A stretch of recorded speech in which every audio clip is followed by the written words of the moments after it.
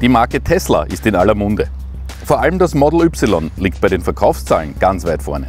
Während die ersten Modelle aus amerikanischer und chinesischer Produktion ihren Weg nach Europa fanden, gibt es ab sofort das erste Modell aus deutscher Fertigung, konkret aus der Gigafactory bei Berlin. Wir haben hier ein Fahrzeug aus chinesischer und eines aus deutscher Produktion. Die spannende Frage dabei, wo liegen die Unterschiede bei den beiden Modellen? Wir machen den Faktencheck.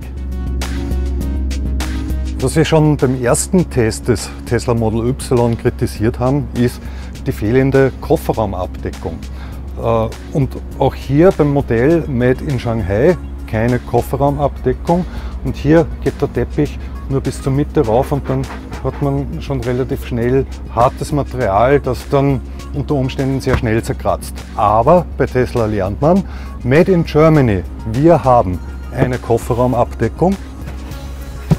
Und auch bei den Materialien im Kofferraum geht jetzt hier der Teppich ganz rauf. Das heißt, wenn man ordentlich was transportiert, ist hier nicht mehr die Gefahr, dass etwas wirklich zerkratzt wird.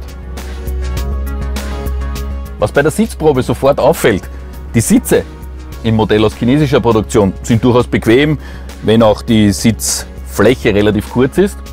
Allerdings bieten die Sitze im Modell aus deutscher Produktion deutlich mehr Halt, deutlich mehr Seitenhalt im Rückenbereich. Und, was noch auffällt, die Materialien. Die sind im Modell aus der deutschen Produktion etwas hochwertiger. Ein Kritikpunkt an vielen Tesla-Modellen war immer eine Lackqualität, die nicht ganz diesen Premium-Ansprüchen genügt hat. Wir haben uns das angeschaut. Von der Lackdicke her ist es mittlerweile anscheinend kein Thema mehr.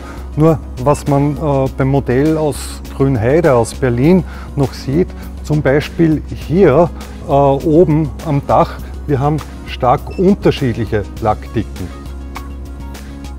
Das könnte darauf hinweisen, dass die Produktionsprozesse noch nicht ganz so eingefahren sind wie in Shanghai, wo schon hunderttausende Modelle gebaut wurden.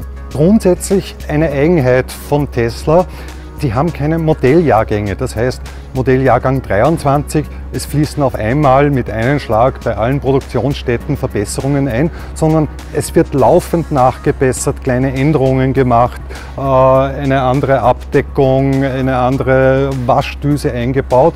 Das heißt, dass es jetzt das Tesla Model Y mit einer Kofferraumabdeckung aus Made in Germany gibt, heißt nicht, dass es nicht in Kürze auch bei den Modellen aus China auf einmal vorhanden ist.